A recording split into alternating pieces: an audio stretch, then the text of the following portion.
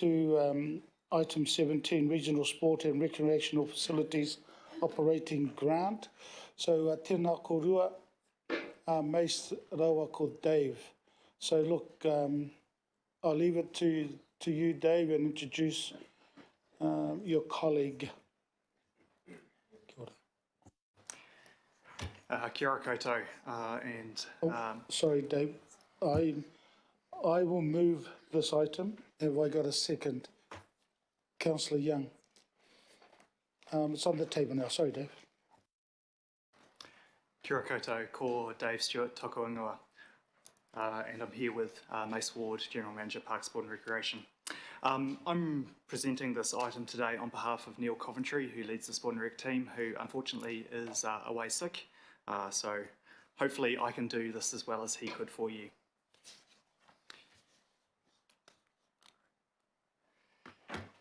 So a little bit of background into this paper, which is the Regional Sport and Recreation Facilities Operating Grant.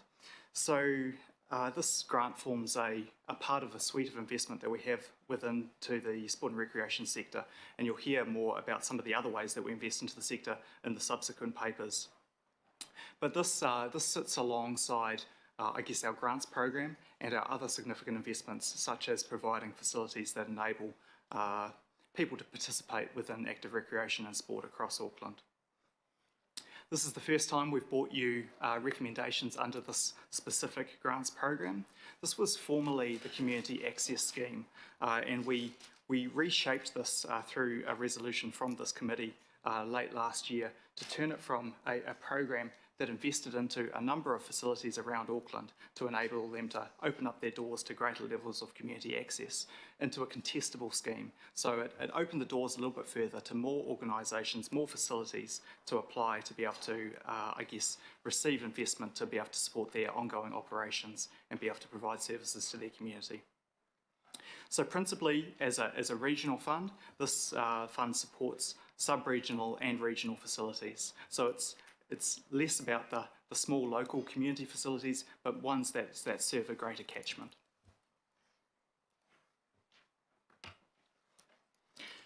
So getting into the detail a little bit around this particular fund, like our full suite of investments into the sport and recreation sector, it supports outcomes under the Auckland Sport and Recreation Strategic Action Plan. This, through the contestable process that we ran, we received 20 applications completed. Of those 20 applications, 14 of the organisations were eligible for investment. So there was $1.6 million worth of investment sought, with a budget available of $1.06 million available. We're recommending investment into 12 organisations through the fund at this time. So there was an assessment panel that was created to be able to look at these various applications that we had. So it was made out of sector experts from Council, but also from Sport New Zealand, Active and CLM Community Sport to be able to assess these various applications we had to support facility operations. The criteria for investment was largely guided by the Council Sport Investment Plan. So that's our policy guidance that we adopted a couple of years ago, which helps shape how we invest into the sport and recreation sector. Principally within that, equity receives the strongest focus, around 40% of that weighting within the assessment criteria. Additionally, for this particular investment scheme, we had an additional criteria around organisational capability. And that's because we're talking about facility operations here. So things around facility management plans, asset management plans are really important to make sure that our investment here is sustainable and is going to be delivering for Aucklanders in the long term. So I'll walk you through the investment recommendations really quickly. I won't go into each of them individually, but you'll note a couple of things here. One is that with a number of these investment streams, we recommend a slight decrease in investment through the 3-year period that we're recommending investment for. This is in order to be able to create $100,000 at the end of in the final year of this fund as a surplus, and that's to be able to respond to any emerging needs that might happen through the time period. sometimes with these facilities that they have urgent maintenance requirements or something like that that come up. We wanted to be able to reserve a small amount of the funding out of the over $1 million to be able to respond to any emerging needs. I would also just like to draw your attention to one line item in particular around Te Peru Charitable Trust. So that's probably the biggest change that we have from the former Community Access Scheme into this new program. So they've moved from $325,000 worth of investment that they had under Community Access Scheme to $200,000. And that's a really significant shift. However, balancing the equity around this investment and our desire to spread the investment across the number of new and meritorious applications that we had this time round, it was seen that we needed to sort of recalibrate that investment. But you'll note that it drops into the final year, and that's to allow them, I guess, some time to be able to build a bit of a transitional plan into a new sort of level of investment. So this is the remainder of the investment recommendations on slide 2 that I've just brought up. And you'll note that there's a couple of organisations down the bottom that are partially aligned that we haven't recommended investment into at this stage. They potentially don't quite achieve the same level of outcome as some of the other facilities and are probably less regional in benefit. So they haven't been recommended for investment at this time, given the difficult decisions that our team needed to make through the analysis of this funding and the fact that it was oversubscribed. So I can take any questions on this funding program from you now. Tēnā koe, Dave. Councillor Henderson, Newman and Walker. Two quick ones, and forgive maybe the naivety of these questions. I'm just trying to figure it all out. So is this eligible for all areas in Auckland? That's correct. All areas of Auckland are eligible under the scheme. Okay, look, I don't want to diminish the work of the groups at all, so the question doesn't reflect on them at all. I'm not questioning them. I'm just a bit confused about, is this a regional fund? Like, do these groups provide regional benefit rather than local benefits? Correct. So these are some of the more significant facilities that we have across the region that are delivered by non-council groups. So the scale of them probably isn't as regional as some of our facilities that we operate ourselves, or we operate through, say, Auckland Unlimited, but they are some of the more significant community-led facilities that we have across the region, hence mentioning sub-regional benefit as well earlier, which is probably a slightly smaller increment to the full region. Okay, sorry, just one last supplementary, thanks, Chair. Thank you. So the mechanics of this probably won't work from a ward council perspective, but I just wanted to ask your opinion on a lot of us have been on local boards and we had community grants, and those grants had both the approved ones by staff but also the ones that were declined. Do we get to know who's applied and not met the criteria? Kia ora, and thanks for the question. Through the chair, so the organisations that met the eligibility are listed there as the ones that are partially aligned but haven't been requested, haven't been recommended for investment. Are the ones that were outside of the scope, so weren't eligible under the auspices of the fund that we created through this committee late last year. We haven't listed because they weren't eligible.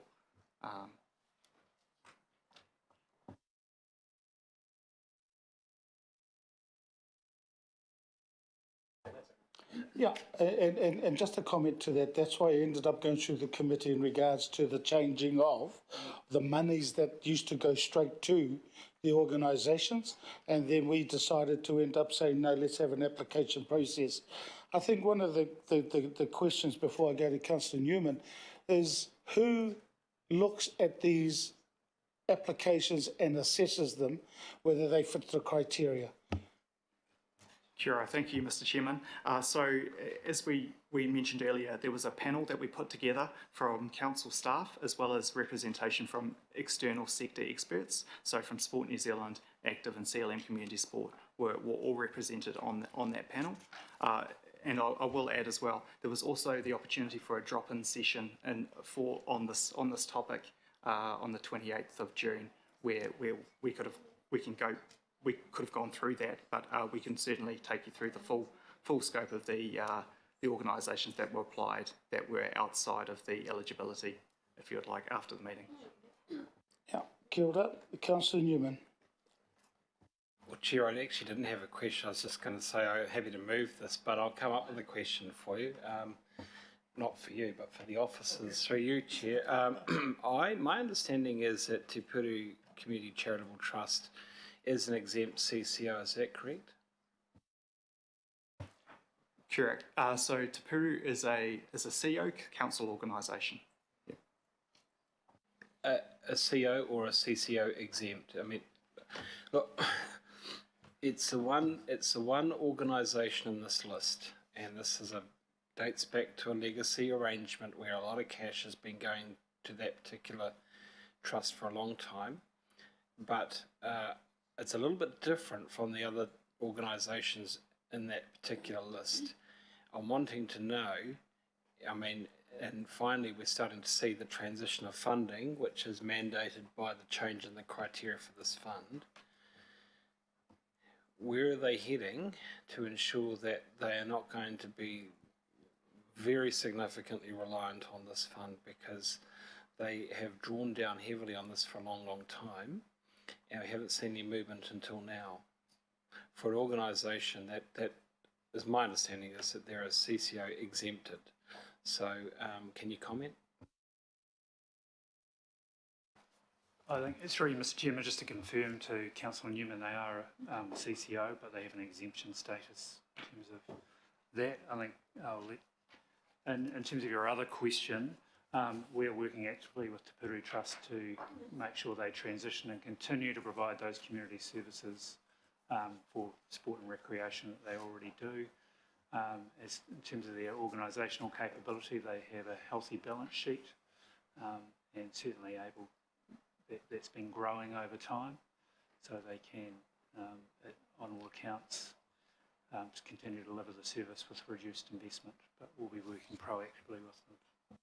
And they have become aware of the fact that this is a changing landscape now for them in terms of this funding. They're aware of this. Kia ora, and through the chair, yes. So we've communicated to all organisations that were funded through the Community Access Scheme about the change that we were going through with the move to the operating grant and the contestable process that we had around it.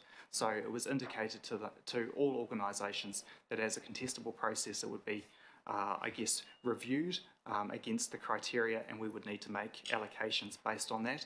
This is obviously subject to this committee's decision around allocation, so we haven't got into the detail around how much each organisation may or may not receive, but we have signposted the changes that we were going through there.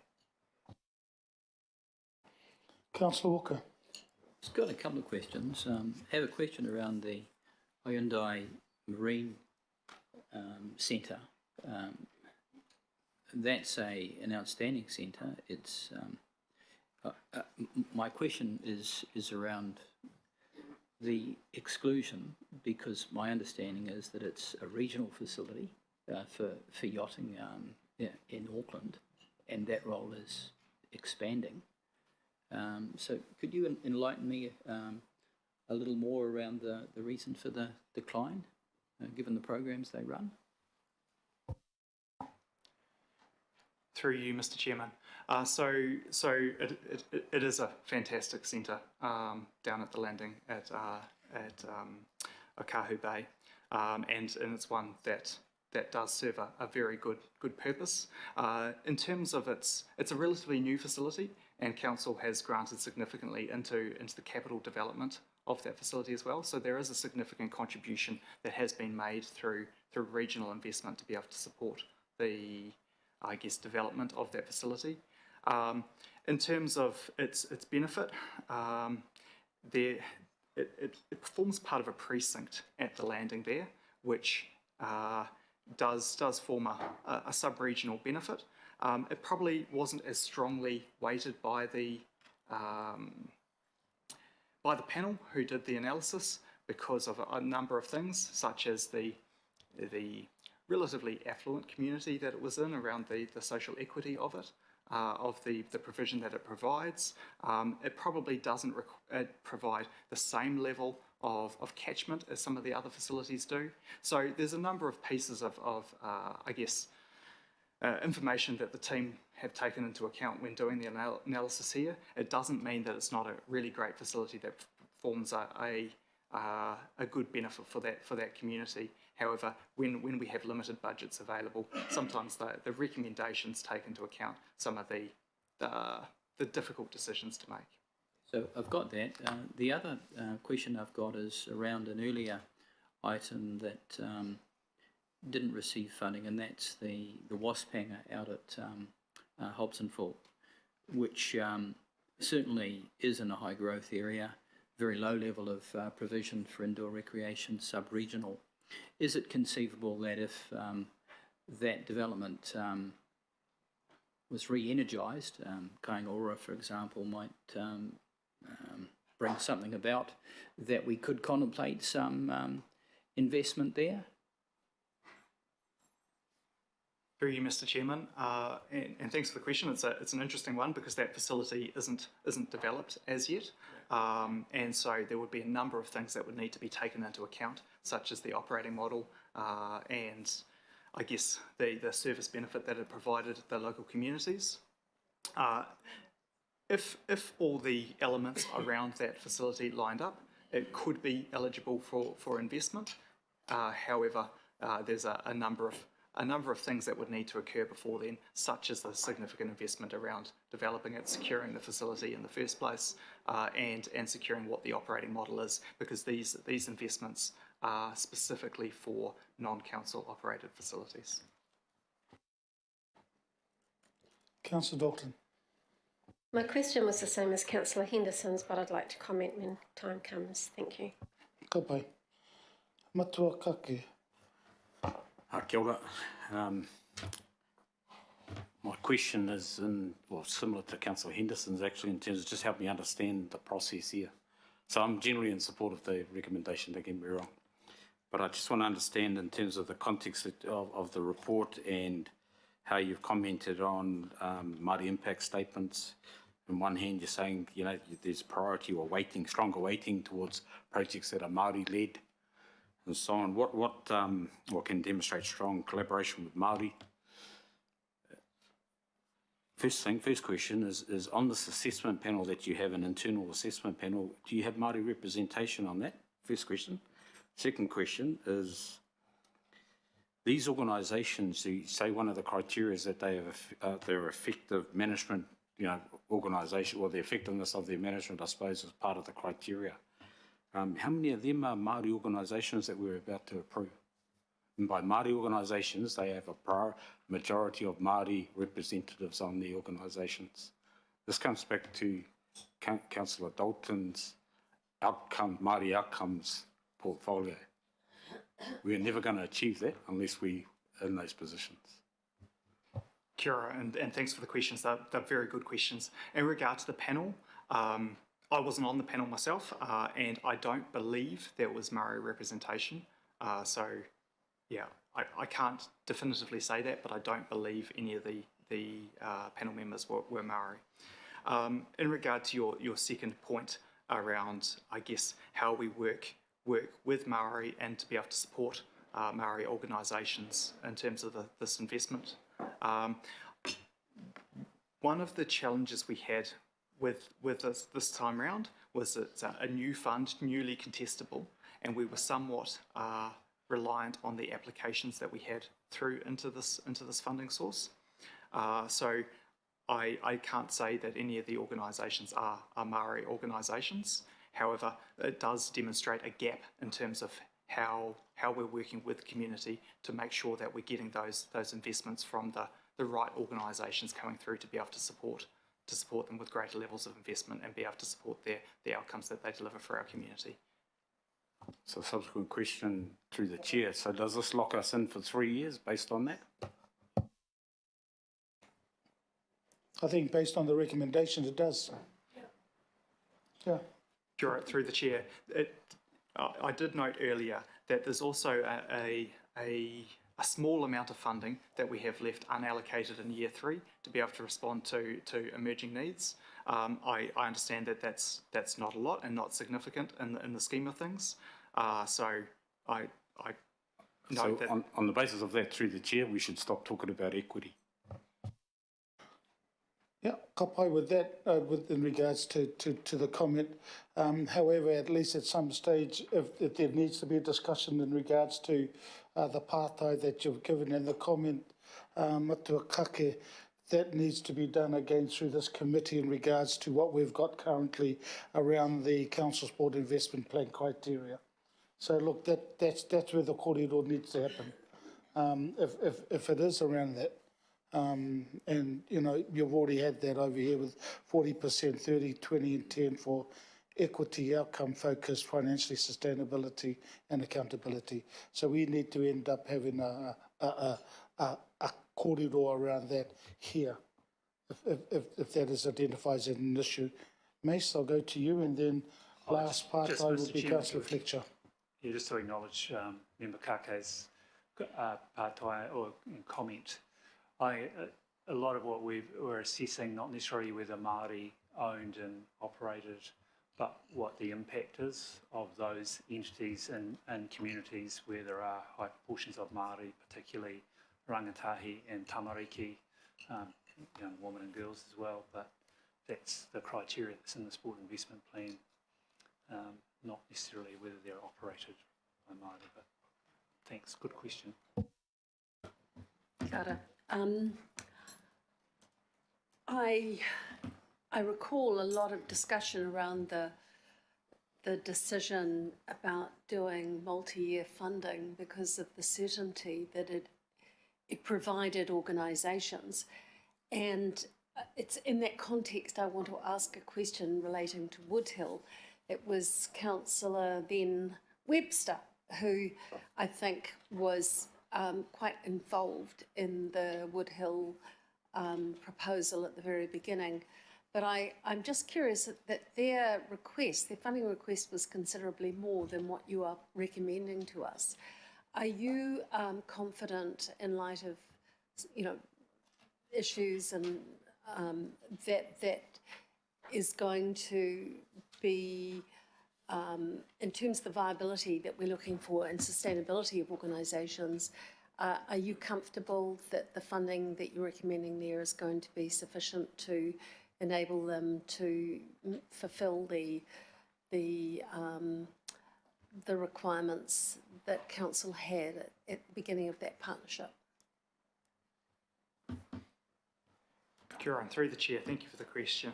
So the investment isn't at the level they requested, and this is where some of these trade-offs unfortunately need to be made around the level of investment that we can offer as alongside what the organisation might request or even need. So there has been some balancing in there in saying that Woodhill Sands does deliver a really great outcome in terms of equestrian, and it is one of the very few facilities that we have that serve the equestrian community there. So it's an important facility that forms that regional outcome. In terms of is it going to be enough? Potentially it's not going to be enough for what they need. However, this is the available funding we have, and so we do need to make some of those trade-offs. In saying that, this is new investment into them as an organisation, and so in some ways something hopefully is better than nothing for them. To what degree do you find these sorts of sums, and not just relating to Woodhill, enable other funders to come on board? Because that was the argument that underpinned making multi-year investments, that it helped bring on board other partners. Kia ora, and through the chair again, certainly that is a really valuable part of council investment into these organisations. Council's often seen as, if you like, a cornerstone investor, and that applies both at the facility development side, the capital side of the equation, but it also is seen as an important part of how we provide operating grants or Yeah, and so I think that is a really important point that you raise, and it helps them demonstrate some investment going forward that gives other funders confidence that they can co-invest into something that's going to be a sustainable and viable organisation as well. Mr. Chairman, thank you for indulging those questions. I don't need to speak, but I really do want to congratulate the officers on this occasion, because I know how difficult these are, and while there may be frustrations in and around the table here, we are working on policies that are evolving and existing policies, and I think that the officers have done a magnificent job within the policies that we have of trying to share these funds equitably. So I would really like to acknowledge them. Ngā mihi. So there's no more partai. I got nobody has indicated, so tēnā korua to you both, and I'm going to open it for comments. Councillor Walker, you're the first in regards to this, I think. Did you want to comment? If not, you don't have to, if I got it wrong.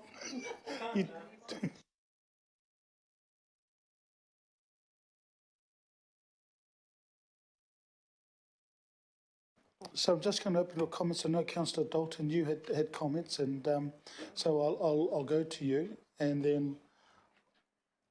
Yeah. Thank you. Chair, I remember the workshop that we had on this, and I think I was the only one that voted against it, because how I felt was we had organisations that had been relying on a certain amount of funding for many years. Most of them were legacy. Te Pura is one of them. And what we were going to do is reset our policy and make it a contestable fund, which then would leave organisations like Te Pura a bit more vulnerable, as it has, moving from 325 to 200, because that's the bucket of money that we have. My question was going to be the same as Councillor Henderson, because I'm not convinced these are regional organisations. My recommendation at the time was that that money went to the relevant local board, and that those organisations were supported to transition out over 3 years, because I hold a view on how many grants this council should be giving out anyway. And so I'm sure I won't be disruptive to this item getting through quite safely, but that is the view. I'm not objecting to the organisations getting funding to support their operational costs, but I do continue to object to how we made this, within a year, a contestable fund, and a significant difference, actually, to some of the organisations who are losing the money they've been relying on for so long, and that we could have done it a better way, in my view. So really just restating what I said in the workshop. It's not the investment in good organisations. All of the organisations are good. Don't believe they're regional. Don't believe that we necessarily should be in this game. The money could have gone through to the local boards to help transition their local organisations into another method of funding. Thank you, Chair. Thank you. Ka pai. Councillor Henderson. Thanks, Chair. I just wanted to briefly agree with Councillor Dalton completely. I think she makes fantastic points.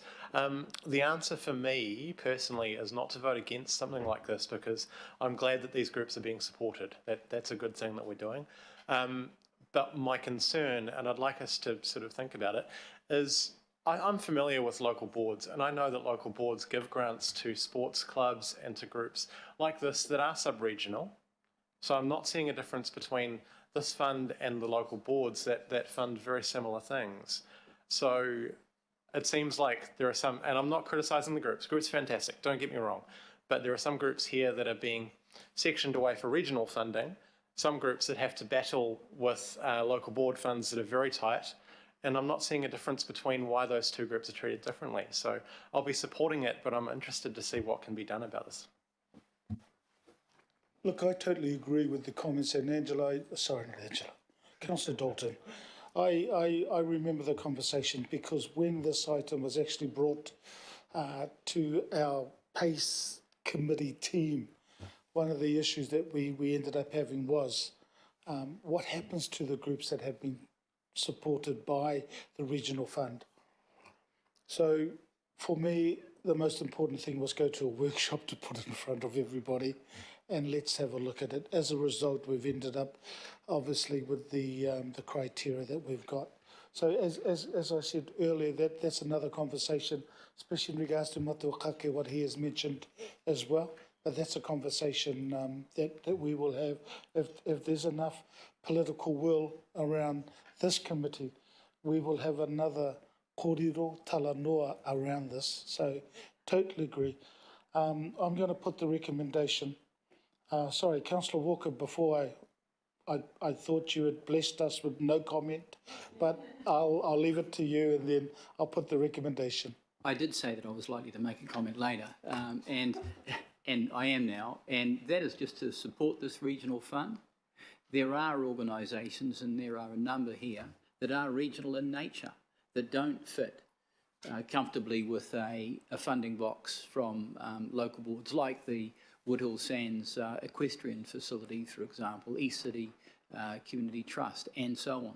So I just want to support this regional fund as much and all as I also support funding through local boards. They both have a part, and there will always be, if you look at a Venn diagram, intersections. There's no way we can avoid that between the local and the regional. Thank you. Okay, I'll put the recommendation. All those in favour? Against? Carried. We'll move on to our next item,